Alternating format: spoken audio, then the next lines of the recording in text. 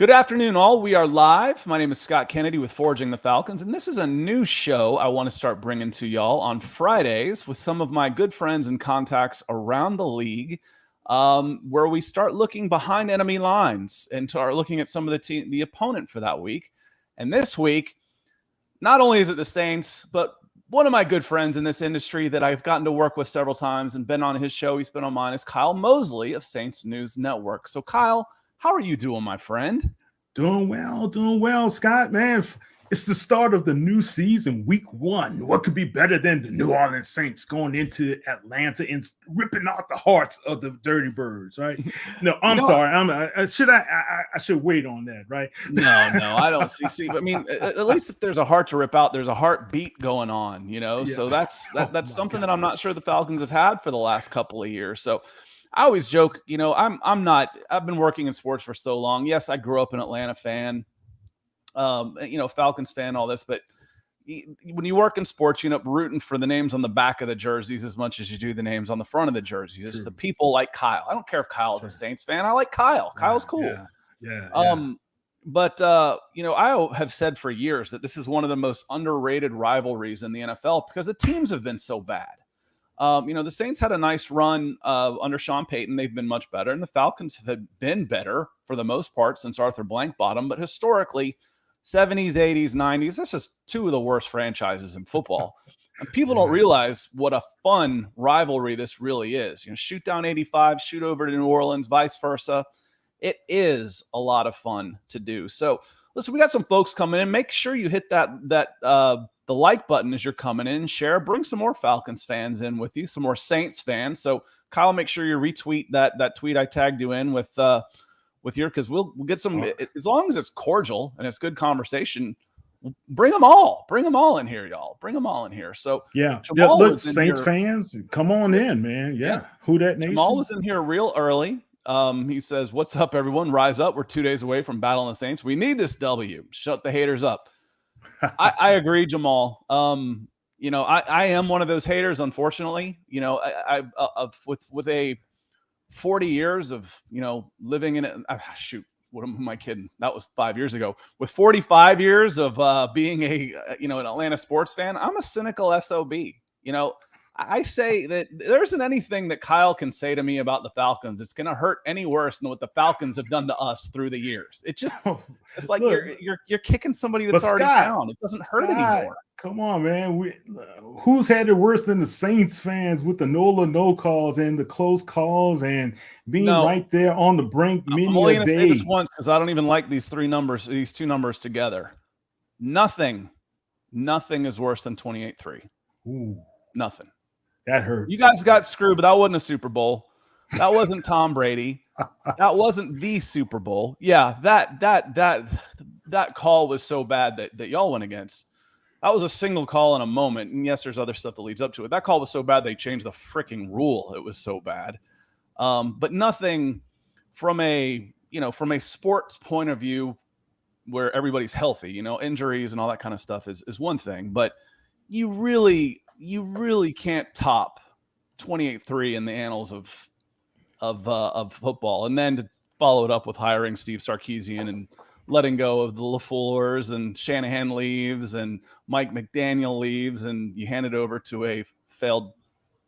Well, we won't even talk about Sarkisian. Lizard Mike coming in. Go Falcons. Let's settle this score. The score is almost settled. This rivalry, again, I've said it's one of the most underrated rivalries in the game.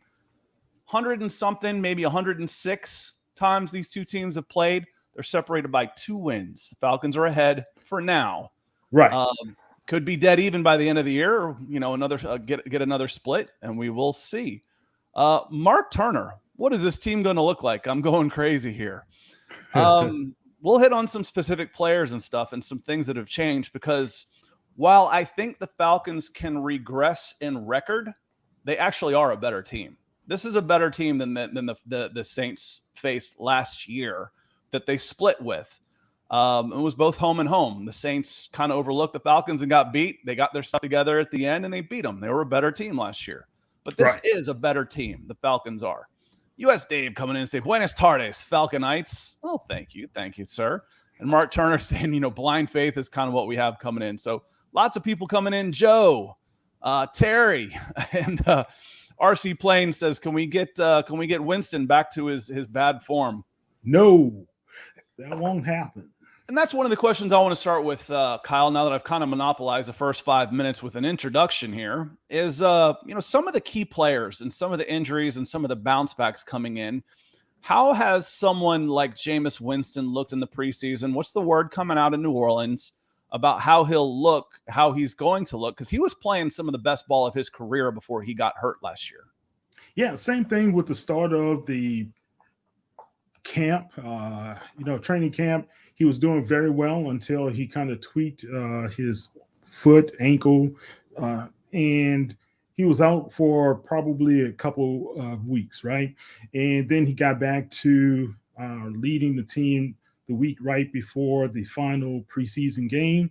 He looked outstanding leading the team. I think he was 4 for 4 in his completions. Mark Ingram ran in the touchdown. Alvin Kamara looked great. The receivers, they were on target. So I think if you look at Winston and you look at what Pete Carmichael's offense is going to look for down the line, you're going to see more explosive plays. You're going to see more chances being taken. And that's kind of fitting the mold of what Pete Carmichael once was when Sean Payton wasn't doing the play calling, and I think when you look at what Dennis Allen wants to have this team as, they have to be more dynamic offensively. They have to be able to drive the ball down the field. But for Jameis Winston's purposes, he has to be careful in some of those throws and making sure that he's not a turnover machine like it was in 2019. I think he's matured from there. I think he's evolved from there. And I think what you're going to see is a Jameis Winston that's going to shock a lot of people coming this season. Yeah, like you're saying, the shock. I don't know how Jameis Winston sometimes gets, tied to that season. You said we had like 35 interceptions, or just a crazy number. But he was playing really well last year, and frankly, his career in 9 games against the Falcons, his career rating is higher than like Drew Brees, Peyton Manning, Tom Brady. He's got a 110 career rating against the Falcons. So to say he turns into Tom Brady when he faces the Birds is not an exaggeration. Yeah. A lot of that career of the Falcons defense has been garbage, but credit to him for taking advantage of it. So if you're looking at him, because when I think of Winston, I think high ceiling, low floor. There's a lot of variance in there, which coaches don't necessarily like. Where do you think he can finish, as the season wears on? What kind of numbers do you think he can be? A 3-1, even a 4-1 TD interception guy? Or is he going to be 2-1, 1.5-1 type of guy, 35 and 20? Yeah, I think he's more like a 3-1 or 3.5-1 type of guy, to be honest with you. When he left due to the injury against the Buccaneers, he was at 14 touchdowns and 2 interceptions. So that's a pretty good ratio, good. Right? He was playing really well. Yeah, so one of the other guys who has played really well that I'm interested in is Michael Thomas. Who battled through Drew Brees' last year. Credit to him. It's like, I want to be here for him. Waited until after that season to get the surgery on his foot or his ankle. And, how is he looking? Is he going to be close to his former self or a similar version to it? I always think you're going to get the best at Michael Thomas is when it comes to effort, right? And you spoke about what he was battling through. He tried to battle through those last few games, especially the playoff game where he had no interceptions in Drew Brees' last contest. And that was mostly because he wanted to do it for his teammate. Now, you look at over a year later, now he's back into action for the New Orleans Saints. I think Michael Thomas is going to be at the level that he can be as an elite receiver, but it's going to possibly take him probably midseason on to the postseason for you to see that true outstanding level. He still has to get acclimated He has a hamstring injury that was limiting him the past couple of weeks in camp. So I do anticipate that he will play against the Falcons.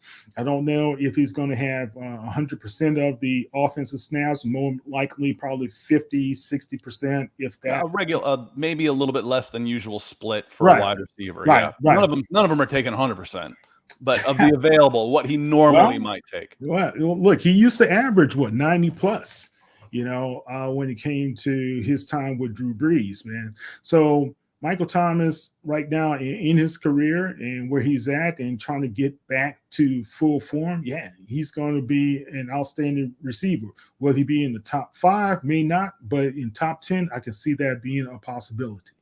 Man, I shouldn't have doubted you. But I was on his page anyway as a rookie, 79 of the offensive snaps for the New Orleans Saints. Rookie 79, 82, 88, 89 his first 4 years in the league. So super productive. And from a scouting perspective, you miss on guys all the time, but you normally miss on guys you think are going to do well that don't. You rarely miss on guys you're like, no, this isn't a guy.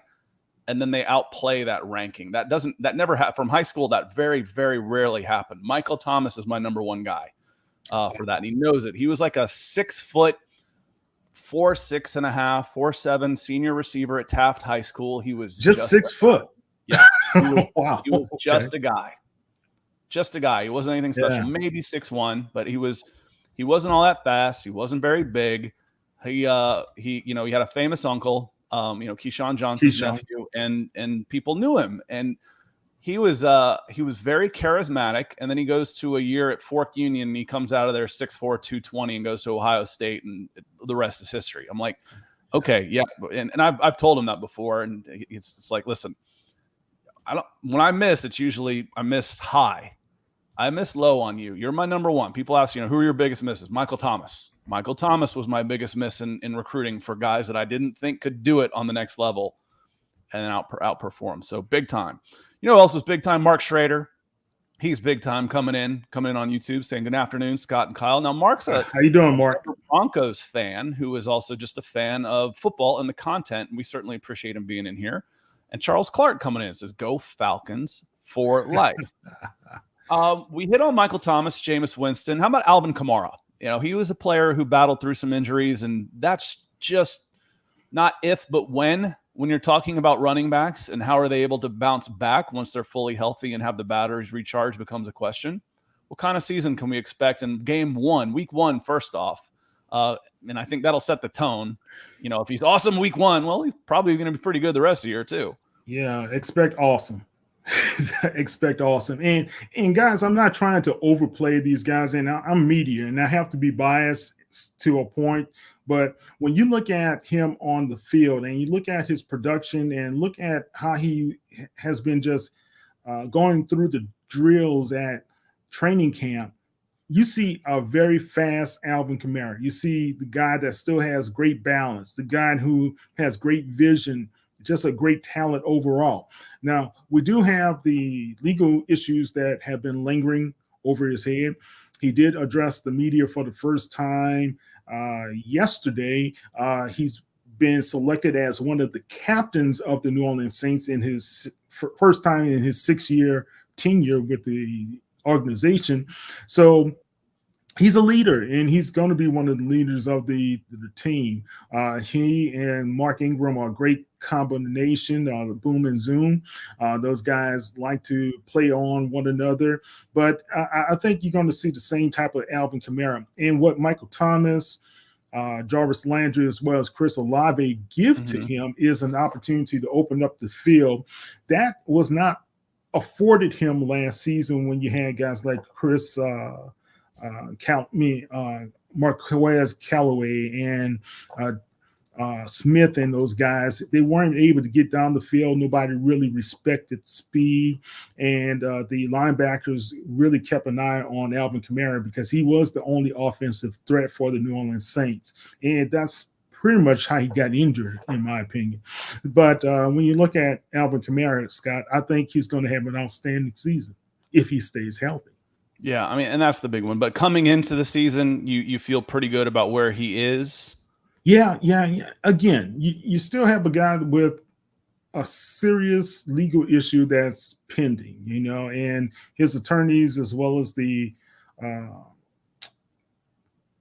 I guess the Las Vegas county system, they have delayed the proceedings for another 60 days, where now that's going into the end of September now. I don't know if that's going to get delayed further or pushed back throughout the season. That's a possibility, but he's focused, and you could tell he has that chip on his shoulder as well. So he's been very, very quiet. Like I said, this was the first time he had any communication with the media directly, and that was yesterday. And all through preseason, as well as the camps, it was a mum's the word when it comes to Alvin Kamara. Well, I'll be honest with you. I didn't know that he was, into anything. So thank you for being on the show. And I guess you can also send a big thank you to Deshaun Watson. Thank you to Deshaun Watson for taking all of the heat from the national media, because stuff like this flies under the radar a little bit better because of what's been going on. Well, Scott, if you guys don't know, right, he was arrested right at. Okay, so Pro Bowl ended, and the officers were waiting to arrest him. Okay. Yeah, nobody watched the Pro Bowl. Yeah. So Kamara got into an issue, and there's an incident at a casino. Allegedly, he, as well as a Kansas City Chiefs player, beat up a guy who was supposedly harassing them and everything to that nature. Matter of fact, guess who is now representing that alleged victim?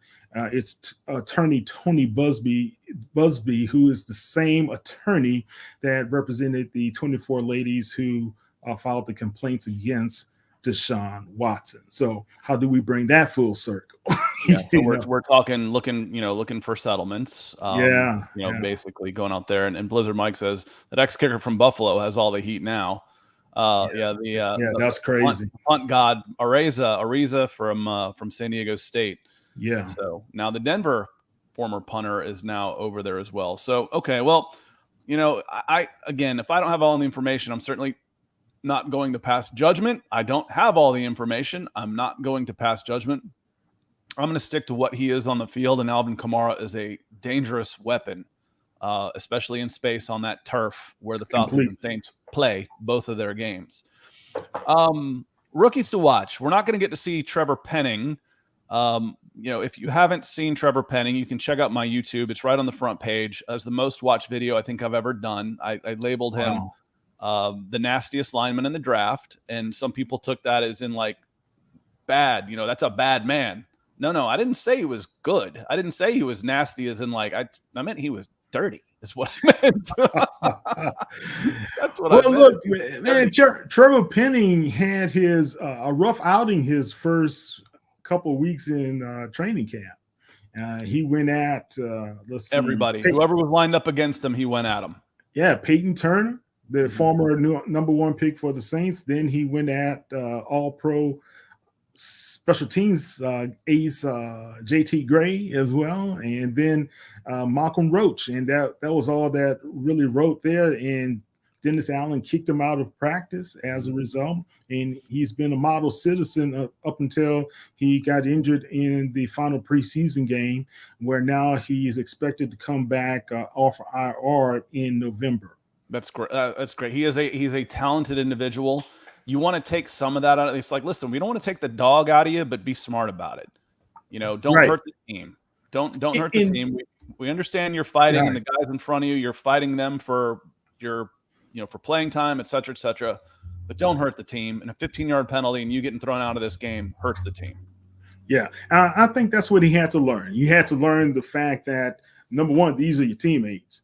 Number two, if you do that in the National Football League, any loss of yardage is something that you don't want to deal with as an offense, and you have to be in the game to be able to protect your quarterback. That's your number one function. Yeah, a 15-yard penalty is about as good as a turnover in this day and age for most of the time. So Big E Bronco coming in on YouTube says, good afternoon, Scott and Kyle. This is Kyle over here. So how you doing, Big E? Welcome in, a loyal listener and watcher of all the stuff that we're doing. Tim Allen says, Who Dat Nation is taking over the ATL as usual. Again, there's been some bad football in Atlanta through the years. And, it was always fun for me. I was in college from 91 to 96. I redshirted a year. I took a 5-year plan. Straight down 85, and I'd drive back with all the Hoodats and their flags flying. And like I said, this is a good rivalry. It really is. It's not. It is. Auburn, Alabama gets really stupid. Dangerous sometimes with the. It's like, oh yeah, so and so was shot arguing over the football game. No. Wow. We can talk some trash. We can have some fun. We can party together and go our separate ways. Right. Doesn't mean we don't want to win and win very well. But yeah, the Hoodats travel well because there's usually some open seats in the domes that the Falcons have been in the past several years. So, well, also, Scott, think about how many people who were displaced from New Orleans settled in Atlanta as well. So you have a great contingent of citizens that are really New Orleanians, and they're right there in the Atlanta area. Katrina changed college football recruiting in the Southeast. At the time, it was Florida, Georgia, then Louisiana were the three biggest schools in the Southeast for producing Division I prospects. After Katrina, Alabama went ahead of Louisiana, and Georgia exploded. So it was Kendrick Lewis was one of the first guys I knew that came up here. He, I don't remember even where he went to college, but I think he got a cup of coffee in the NFL. He came up with a friend of mine. This is like right when texting is starting to work. I'm like, you can't call anybody, but I'm like, dude, where are you at? He's like, I'm safe. I'm okay. But Kendrick Lewis played at Gainesville, which ironically was the same. He played at the same high school before Deshaun got there, but it's Deshaun Watson. So Kendrick was a New Orleans transplant who was a Gainesville Red Elephant. Like Deshaun Watson was, and I don't think they shared time together. It's been a while, but I don't think so. Katrina's been a while ago already.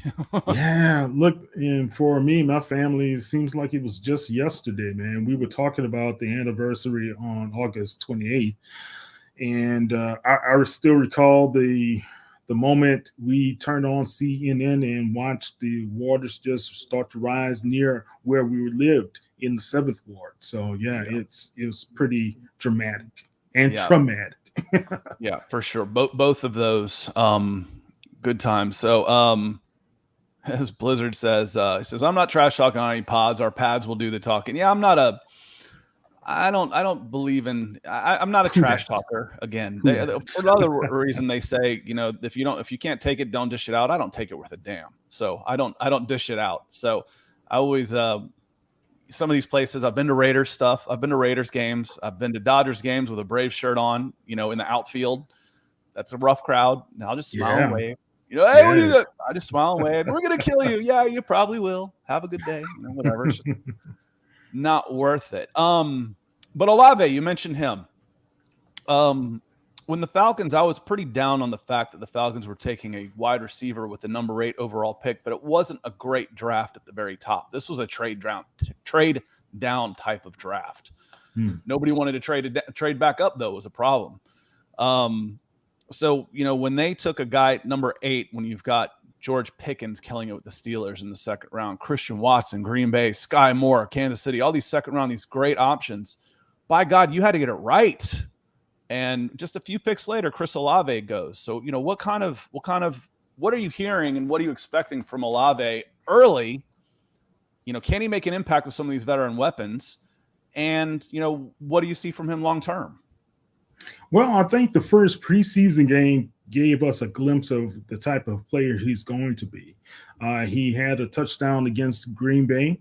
In camp, he's gone one-on-one with Lattimore. He's gone one-on-one with C.J. Gardner-Johnson before he was traded, and he got the better of those guys. And I like his ability to get downfield as well.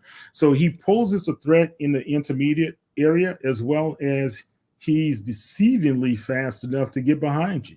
So you have a guy that is a good compliment, like you say, when you have an older vet like Jarvis Landry, who's just going to find a way to find holes in a defense anyway. You can't stop that with him.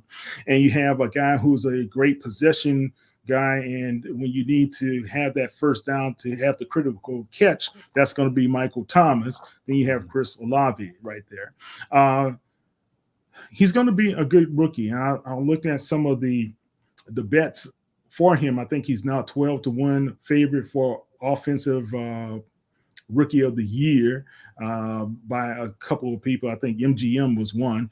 But when I look at Chris Olave, he's a great compliment, number one, because the New Orleans Saints just love Buckeyes. They just draft Buckeyes left and right. If it wasn't for Mickey Loomis as well as Jeff Ireland, I think it'll be Buckeye Central for the Saints. I just had a conversation with Chris Carter, former Buckeye and Hall of Famer, and he talked about it as well. You got Michael Thomas, Marshawn Lattimore. We had Michael Jenkins at one time. You got Pete Warner. You got Davis, the guy they just signed off of the Giants practice squad onto their 53-man roster as the guard. So the Saints love to have Buckeyes in their fold. Ted Ginn was also a part of the Saints as well. You know, he wasn't drafted by it, but he was a former Buckeye. So they've had success. Chris Olave looks to be in that same vein, and we'll see. Okay. That's the only thing you can say. As soon as they put on the pads, can they get open, catch the ball, and make it happen?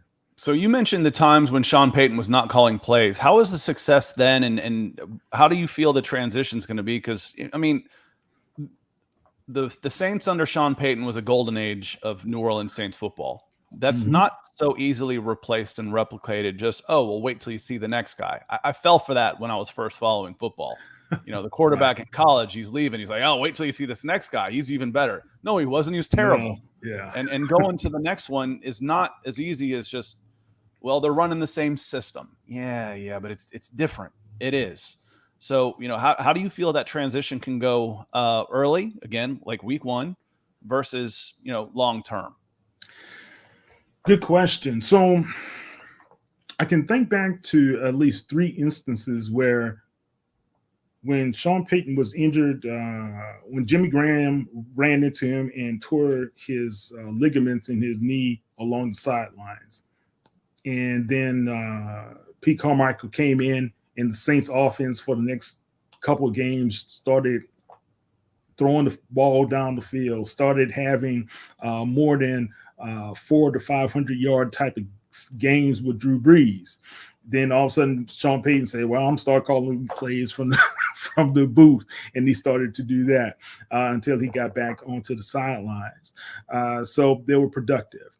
Then think about the 2011 debacle after the San Francisco game, and you got Bounty Gate. So all season, Pete Carmichael had to call plays in 2012, right?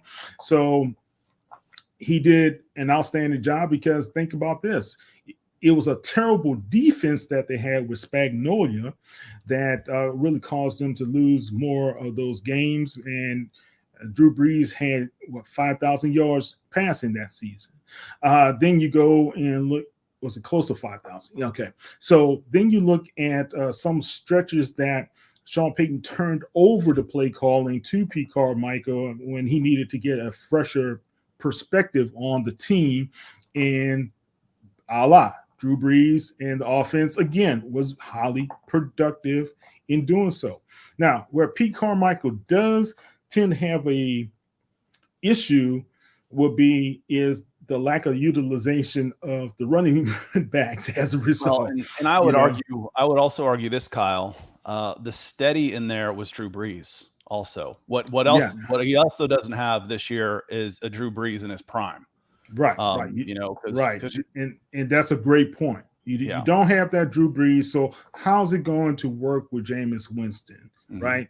And I always argued this one point that I wish Sean Payton would have at least given more of the reins to Pete Carmichael, and he kind of looked over the whole team. And because there was sometimes that they really needed him to look to be the overseer versus the play caller. Mm-hmm. And then you saw in the past few years, and this is not a criticism on Sean Payton, this is just an observation that some of the play calling became predictable. Mm-hmm. And as a result, then you had teams like Tampa Bay and even Atlanta, they would take advantage of the type of plays that they were known for calling through Sean Payton and win games. And as a result, you look at Sean Payton, you think offensive genius. I think he needed to probably take a step back earlier and just kind of be that head coach.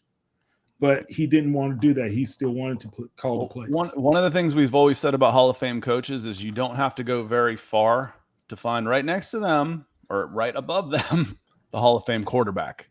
Funny how that works. You name me a Hall of Fame coach, and I'll tell you who his quarterback was. That right. Go hand in hand. We talk about teams that, like I said, doing a bunch of stuff with the Broncos. We talk Seahawks. These teams that if they either have the quarterback or you don't. Mark Schrader came in. He asked a question for you real quick before we get back to it. He says, "How do you see the Saints' defense being this year?" Now, it's interesting. We've talked a lot of offense because that's almost where the questions are on the offensive side of the ball, because this defense looks pretty dang good. Defense looks excellent. And the defensive leaders of the team are always going to be Demario Davis, Cam Jordan, and now you have Tyrann Mathieu, who's coming in to the secondary. Marcus May has taken over Marcus Williams's spot in the safety area as well. But you always have the island that you have to contend with Marshawn Lattimore, right? Mm-hmm. So the defense looks real good, and you have Big O right in the middle of things, Big David Onyemata, who's going to really take his spot and hold down the defensive line.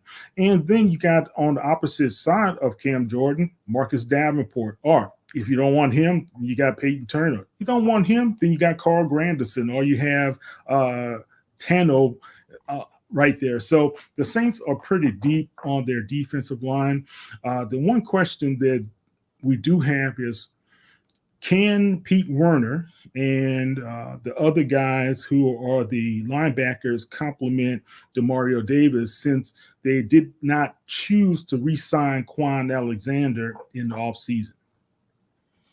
Well, Cam hurts on several levels. One, he's really good and has hurt the Falcons for years. Stacking those sacks. But two, I absolutely hated the trade that Thomas Dimitroff made in 2011 for Julio Jones. They were 13-3 going into that season and had just given up 48 points without forcing the Green Bay Packers to punt. And your response is, we think we're one player away after going 13-3 and giving up 50 points to Aaron Rodgers at home as the number one seed. And your response is, we're one player away, but it's a wide receiver, and we're going to give up 5 high draft picks to do it, was moronic. That was just moronic. The Falcons never reached those heights again. They almost got lucky in a Super Bowl, getting hot, but they were never 13-3 and reached those heights after that, despite how good Julio Jones was. 3 picks after they made that trade with Cleveland, so they were picking 21. Cam Jordan goes number 24. As great as Julio was, and this was just one player. I'm not talking about the other 4 picks and what could have been at that point with the first-round pick the next year and a second-round pick and all that kind of stuff. Cam Jordan would have been better for the Falcons than Julio Jones was. There, I said it. They needed the pass rush. Go look at those defenses. Go look at the defenses that Matt Ryan played under. He needed a defense more than he needed another weapon. You got Roddy White, Tony Gonzalez, Michael Turner. I needed Cam Jordan more than I needed Julio. And Julio may be the best Falcons player of all time, but you needed defense more for that team for sure. So what questions do you have for me? Are you guys just so looking far past the Falcons that it's like you haven't really even given them much thought? Team. Let's be honest about this one thing. You talked about the rivalries. Sometimes with rivalries, you can put all those stats aside, Scott, and you can say it means nothing whatsoever, because you still have some of these guys who remember a couple wins ago, right, on the Falcons side. And you have guys like Cam Jordan, who is kind of sorry that Matt Ryan has left because he sacked him more than any other quarterback in history of the game, right? So, what my question would be is, how do you see the offense of the Falcons working this season, especially if it's going to be Mariota, or is it going to be Ritter, or is it going to be who's going to really get the ball to Kyle Pitts, or is Cordell Patterson the guy that they're going to key in on as usual? It's definitely going to be Marcus Mariota. I don't expect to see, unless there's an 0-8 start and Mariota is to blame on most of those O's, or most of those 8s, then I don't see Desmond Ritter playing. This is Marcus's team this year. He's on a 2-year deal, but it's really a 1-year deal. You know how dead caps work, especially for a team that's willing to eat $65 million in dead cap. A $2 million dead cap hit next year is nothing. So he's on a 1-year deal. So it's going to be Marcus Mariota. Now, again, when I mentioned ceiling and floor, I mentioned a high ceiling but a low floor. There could be a lot of variance for Jameis Winston. With Marcus Mariota, I think you're just looking for a little bit more steady. Don't try and do too much. Protect the ball. I think Arthur Smith will play to the running game. So I think they'll be more effective. I think they'll be more effective moving the ball this year, because last year they had 2 of the worst offensive linemen in the league, literally, at left guard Jalen Mayfield and right tackle Caleb McGarry. And it only takes one really bad link in a chain to blow up your offense. And they had 2 of them. So Caleb McGarry is in a contract year, former first-round draft pick, and he looks really good in the preseason. And I've been on his tail for 2 years. So that's if he steps up to average, that's good. And then they replaced Jalen Mayfield with guard Eli Wilkinson, who has played some tackle, and he looks serviceable. Okay. So Cordell Patterson can play a little bit. We know what he's capable of. Kyle Pitts got 95% of his yardage from wide receiver. So as a first target, Cordell Patterson and Kyle Pitts are pretty solid. And then you don't know, I'm not sure what you're going to get, if anything, from Drake London. Long term, you hope you're going to get it, because that was a risk taking him at 8. But I think the offense can be more effective moving the ball steadily. There's no depth on this team. So they absolutely cannot have any injuries. There's no depth on offense, especially at wide receiver, because it's Kyle Pitts. And yeah, I just called him a receiver. Pass catcher. It's Kyle Pitts and then a bunch of maybes. Drake London's unknown. Braden Edwards is steady. Olamide Zaccheaus is a 4. So that. But I think with Mariota, they will tailor the offense a little bit more creatively, where they're not trying to just save him from being killed for 17 games like they did with Matt Ryan. Are you surprised that Fontenot did not try to get a more of a dynamic veteran to go into that wide receiving core? I'm not, because they have no money. This is the last year where they were dealing. They've been shopping on the Chicago Bears waiver wire for the last 2 seasons. It's kind of a running joke. Every player they've signed has played with the Bears. No Bears. But no. And Joe Cannon says, I'm not sure if this is the same thing. And Mark Turner says, Bernhardt will surprise. Bernhardt is former college lacrosse player of the year, who played and won a national championship playing option quarterback at Ferris State in college, and now has made the team as a wide receiver. So very interesting. But, as Champagne says, he's not proven. He's not a guy that he could be a wild card type of guy. So, we'll see. But no, they didn't have the money to go out and do that, which is one of the reasons why I've been so adamant about not getting pass catchers in these past 2 drafts. Now, I was against the Kyle Pitts thing before I knew Julio Jones was leaving. I'm like, you got Julio Jones, you got Calvin Ridley. What the hell do I need another receiver for when I can't block or stop anybody on defense?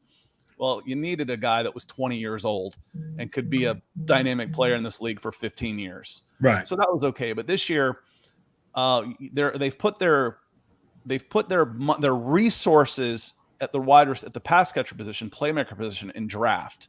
Next year is when they have money again. They'll have probably, if I started knocking all the places where I could save money, they're going to have about $100 million in cap room next year. Likely so next year is a top 5 draft pick. Okay. Okay. So next year is more the outlook for you guys to be contenders. Is that this year you rip the Band-Aid off and you're eating $40 million of Matt Ryan's contract. Wow. So you've got, and I'll put this in. This is one of the things my Falcons faithful, God bless them. But when I put this, I just put this link in. Actually, it's in YouTube. Sorry, I'll drop it in Facebook too. It's the Spot Rack link. When I put this up here and you sort by active contracts on a $208 million salary cap, Atlanta Falcons only have $111 million on the field. They're playing with half a team, dude. Yeah, half a team. Yeah. So they ate that contract. Forget all the talk you hear, win now, this, that, blah, blah, blah. Every move they've made has built towards rebuilding this team in 2023. Okay. Every player they brought in is on a 1-year deal or a draft pick. Every single one of them. So you come in, you got Kyle Pitts, you got Drake London, I got another top 5 pick and $100 million. Okay. And I got AJ Terrell, who's pretty damn good. I've got some really good young building blocks and a ton of money. This for me is the floor. This season could be the floor. They've done a really good job of filling some gaping holes with some players that are surprising, where I think, again, like I said, Kyle, I think this team could be worse than 7-10, but be a better team. They were not a good team last year. From the previous year, their points against, their points for, every single metric went down, was worse than it was in 2020, but their record got better because they were 7-2 in 1-score games. Mm-hmm. I recall last season that you guys were still gaming through some of the games. Then toward the end, it seemed like kind of tailed off. They hung around 500 most of the year. Yeah, they did. They hung around 500 most of the year, but they were never. It was never a serious team. They had one of the biggest point differentials in history for like a 7-win team, because they went 7-2 in 1-score games, and when they weren't in a 1-score game, which they were 7-2 in, they got blown out. Okay, well, let's talk about the defense. I know Grady Jarrett. And you talk about Terrell and the linebackers. You got Rashaan Evans there, and you'll probably start Michael Walker, because I think. What about the LSU guy? He got the dot with Michael Walker. Yep, former LSU guy. So he's going to be calling plays. Good in coverage. Okay. They drafted Troy Anderson, who I love, from the Senior Bowl, but usually rookies aren't counted on too much under Dean Pease. So he may get a year to kind of sit back and play some special teams. The guy to watch, though, Kyle, that has really impressed me year over year is the other defensive lineman opposite Grady Jarrett is Taquan Graham. So Taquan Graham, and he is referring to Deion Jones. That's right. Didn't Michael Walker go to LSU too? Debo. Yeah, Debo. That's who. For some reason, I'm picturing Michael Walker in LSU colors. I don't know why, but you are referring to Deion Jones. Deion Jones may never play for the Atlanta Falcons again. He is part of that $100 million missing dollars from the field. He's on injured reserve. After playing in the third game to see if he was ready to play, they played him in the third preseason game and sat him down. They'd like to trade him, but he has a $24 million dead cap number. Ooh. So in order to save any money, you got to find somebody to come up with at least $6 million of salary to pay him just to break even. Just to break even if you trade him. Otherwise, it's a net loss to trade him. You can't cut him because it actually costs you $4 million against cap that you don't have. So they've IR'd him. I'm not willing to Calvin Ridley this guy and say, yes, there's no way he's coming back, which is what I said about Calvin Ridley. But I won't be surprised if he comes back. And thanks, Mike. Michael Walker went to Fresno State. The other Bulldogs way out there, but you were thinking of Deion Jones. I'll be surprised if Deion ever plays for the Falcons again. I'll be a little surprised. But watch Taquan Graham. He was a 4th or 5th round pick last year. Right. Forced into the action way too early.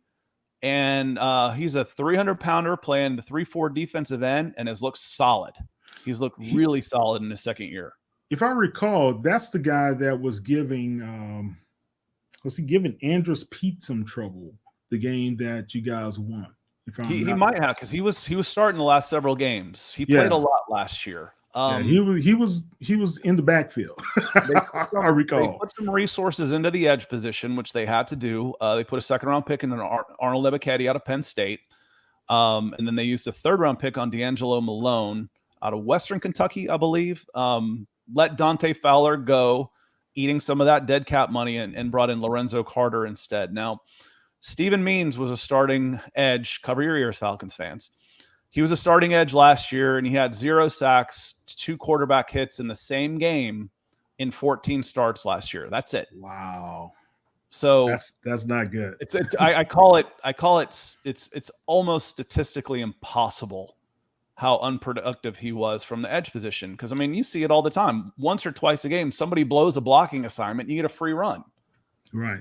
At least for a pressure. I'm not even talking about a sack, for at least a pressure. For God's sakes. So, and Jimmy Miller coming in, rise up, whoop those Saints, welcome in. Looks like he's repping the Dogs too. Can't quite tell if that's a darker. It looks like the Dogs and not Bama, but it might be Bama. That looks like Bama, huh? Yeah, it might be Bama. It's hard with that single white stripe, and I can't quite tell the tint of the red. So all right, a couple national championships there. All right. Well, Mr. Kennedy. All right, let's talk about this. Terry Fontenot came from New Orleans, GM, second year, has been fighting, sounds like to me, the cap issues that's really been an issue for most teams. I don't know how the Saints keep navigating through their cap issue, but Kyle Harley does a great job with Mickey Loomis to be able to get that down every season. Arthur Smith, what's your evaluation of him and Fontenot together? So far, there's a little too much. I don't want to say us against the world mentality, because I don't mind it, but Fontenot has, I like to call it FU money. Most of the coaches do, all of the coaches do, but he's on a different level. I mean, if he put football together, he's heir to, the FedEx fortune. He's a billionaire, so he's got money. So, but he's gotten short and snippy with the press already. I'm like, dude, really? This could be a 3-14 season, brother. It's preseason, and the Falcons press corps is notoriously soft, and they have to be anyway, because they're beholden to the credentials that are given to you by the team. That's right. That's right. But that said, I think Arthur Smith and Dean Pease, especially on the defensive side of the ball, did a great job to get 7 wins with that roster. I think it was really, really strong. They're like, well, against that team. So I'm like, yeah, but you are one of those teams. Well, you beat the Jaguars, you beat the Jets, Yeah, but if you're not beating them, then you are them, So it wasn't quite that dysfunctional. Fontenot's done a good job. They totally mishandled the Matt Ryan situation and the Deshaun Watson situation, but that one almost goes on Arthur Blank more than those two, because Arthur knew Deshaun as a ball boy from the Falcons, and I think Arthur Blank was spearheading that.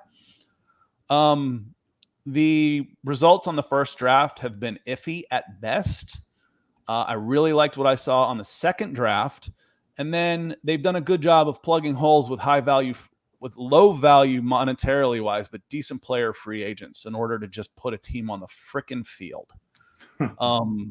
Because they sign everybody they sign. It's like, 1 year deal, and 1 year, 1 million, 1.5. I mean, they're up against it.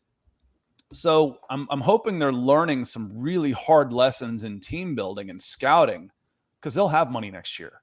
I think I mentioned this before. I have it. Let me put this into perspective for you. The Falcons have 1, 2, 3, 4, 5, 6 players on their roster, on their active roster, that are $4 million or more. 6. New Orleans Saints. Let's do that same little exercise. This is going to take a little longer. 1, 2, 3, 4, 5, 6, 7, 8, 9, 10, 11, 12. 12. So double the amount of, and money's not everything, but it's a pretty decent indicator of what your value is in the league. Yeah, with the talent, right? Yeah, and but put it this way. Here's how I want you to put it: is if your 6 highest paid players, you only have 4 of them at 6. If I could get that other 100 million back, I could add 25 more. That $100 million that's sitting in Indianapolis throwing footballs for the Colts or catching passes from Tom Brady, there's $60 million at Julio Jones and Matt Ryan. Well, and it brings me back to this, man. Matt Ryan, former MVP and been the leader, and he was the face of the franchise for such a long time. How do you feel they bungled the Matt Ryan situation? Should they have kept him on, or did they get anything good out of the deal? No, it was one going after Deshaun Watson. Everybody was going to come out stinky. Everybody was going to come out of that. The Saints, I mean, they came out stinky a little bit. The Saints got some of that. The Panthers did. The Falcons did. The Falcons thought they had them. It was like, this is coming down to the Saints or the Falcons until the Cleveland Browns come up with $250 million of guaranteed money.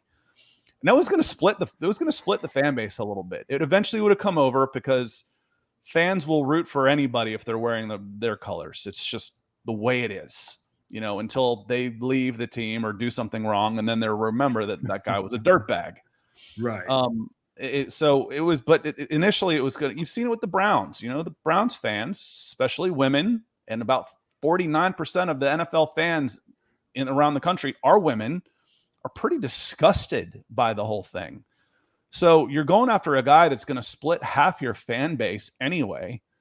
And then at the cost of a guy who's been the model professional, who has split the fan base with his play, but nobody says a bad word about Matt Ryan, the person. No, not the person. Nobody. Right. You might say, he was a statue in the pocket and he was holding his team back. And I'll come out and say, I disagree that his play was as bad as people make out to be, but that contract, which isn't his fault either. What am I supposed to do? Say, no, I don't want the money? Yeah. No, thank you, Mr. Dimitrov. Let me give back the money. Oh, how many millions? No. Yeah. It's not, so, no, I don't really want all that money, Mr. Yeah. Dimitrov. Thanks. We're going to give you another $10 million to push this contract back. And I use the Saints, Kyle, all the time about, they say the salary cap's a myth. I'm like, no, it's not. It's not a myth. As long as the guys that you're pushing down the line and restructuring are still good. As long as they can still play. When I get to Deion Jones and he's a liability on the field and he's got a $24 million dead cap number, I'm in trouble. When I got Julio Jones and a $30 million dead cap number and he wants out, I'm in trouble. When I have cut ties with my quarterback so much that he wants out too, and he's got a $40 million dead cap number, I'm in trouble. Yeah. So, restructuring young guys and doing all that stuff to push the card down the line, that's fine. And that's what the Saints have been doing for years. The Falcons did for years was hand huge guaranteed money with signing bonuses to declining players. Yeah, you can't do that. And and here we are. I think that happened to the Saints probably, what seasons? Was it 2012, 13, 14 seasons, something like that, when they were going to 7-9, that 3 years, 7-9 straight, is because they were trying to, what I say, they do the recycling of guys. They're trying to find that old glory in somebody, and it's not happening. Old glory will never come back. So, and I think they learned a valuable lesson to be able to look at talent, and that's when they, I think, shortly after brought in Jeff Ireland to kind of help evaluate some of the drafting of the pro players and the college players and try to help them out in that area. So, you got to do your due diligence and be able to look at the long term and see if this guy is productive and could we find somebody else? And I think the Saints did that this season was a good example. They knew Chauncey Gardner-Johnson was going into his final year of his contract, and who could be able to find to be able to service that position. They looked at Alontae Taylor coming out of Tennessee. That was a shocking type of draft to find him, but he's going to be that guy in the future that could be able to do the role that C.J. Gardner-Johnson has been doing such a long time for the New Orleans Saints, and now he's going to be doing in Philadelphia. Well, you know the old saying, Kyle, is it's better to make a deal a year too early than a year too late. That's well, right. The Falcons have been not making the deal. My wife said that to me. Too late. Yeah, my wife said that to me too. So yeah, so I understand. Real quick, 100 Realist comes in on YouTube, or that's an L. I can't quite tell. He says, "I'm just interested in the Mariota situation. If he has a good season and proves himself, do we re-sign him, or is he just going to be a bridge QB for us?" You've got that option. He's on a 1-year deal with a club option, basically. So it's for an upper half level quarterback, even if he's 16th, which right now he's in the 30s when you look at QB indexes because he hasn't been a starter in 2 years. If he plays at middle, next year he's on $14 million on that club option. That's not bad. You play that out. You let them play that, and then you talk about doing something in 20. You could extend him, but you talk about doing something for 2024 through 27. And if he does that and he becomes, wow, this is a guy, and I want to see it over at least a season and a half before I start talking extension. A couple things are going to happen. One, you're going to play yourself into a position where you might not have a top 5 pick. But if he is good, think Deshaun Watson 2 years ago. His numbers were insane. The Texans stunk. He had like 35 touchdowns, 7 interceptions, and they're 5-11.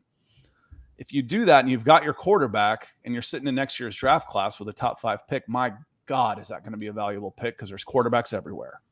So you can trade that down for multiple first rounders in 2023.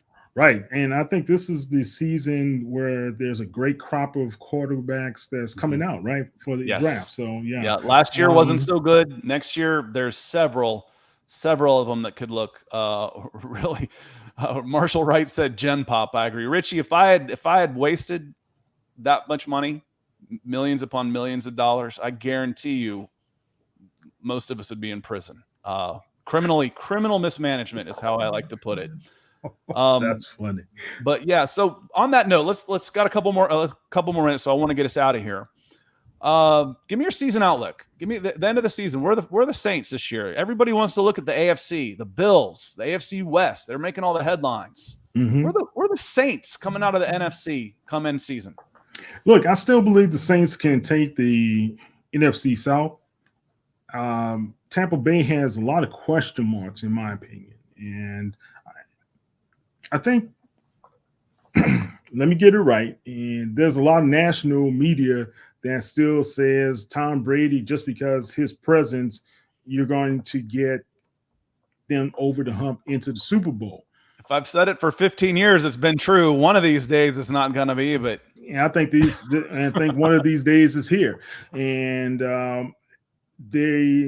the offensive line for that team is still a question mark, and I still worry about that protecting a 45-year-old quarterback, and I'm 55, so I know you don't move the same way you used to several years ago, and I don't move the same way I did yesterday. So yeah, so it accelerates. It gets worse fast. It gets worse, man.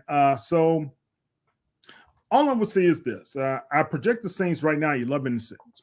Okay, I've gone on record to say that, but I can see the Saints being at 12-5 and being able to take that one of those top spots in the NFC for that strange playoff system that we have now. Yeah, who knows?